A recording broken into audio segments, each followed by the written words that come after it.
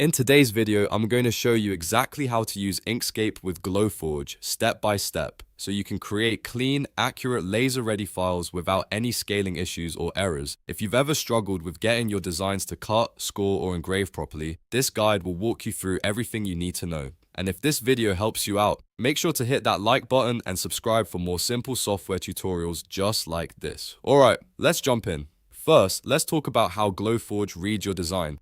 Glowforge uses stroke colors to determine what action to perform. So inside Inkscape, you need to assign specific colors to your lines. Set red for cuts, blue for scores, and black for engraves. This step is super important because if your colors aren't set correctly, Glowforge won't know what action to apply. You can change stroke colors by selecting your object, then using the fill and stroke panel to assign the correct color. Next, we need to convert everything into paths. Select all your text and shapes, then press Ctrl plus Shift plus C. This is called Object to Path, and it's mandatory.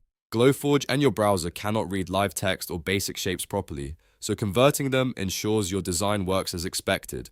One important thing to note here is that once text is converted into a path, you can't just edit it like normal text anymore. If you need to separate letters, you'll have to use path tools instead of ungrouping. Now, let's fix your document units so your design matches the real-world size of the Glowforge bed. Press Ctrl plus Shift plus it to open your document properties, then set your display units to inches.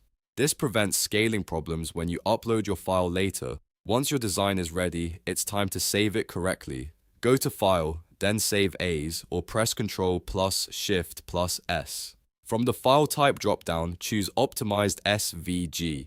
This format is key for compatibility with Glowforge. After selecting Optimized SVG, you'll see some export options. In the Options tab, make sure Convert CSS attributes to XML attributes is checked. This ensures your color settings are properly read by the Glowforge software. Then switch to the SVG Output tab. Here, uncheck Embed Raster Images if you want a clean, pure vector file for cutting. Also, make sure Enable Viewboxing is unchecked because this can cause scaling issues when uploading your design. Once that's done, save your file, upload it to Glowforge, and your colors should map perfectly to cut, score, and engrave operations. And that's it. You're now ready to use Inkscape with Glowforge the right way. If this video helped you, don't forget to like and subscribe, and I'll see you in the next one.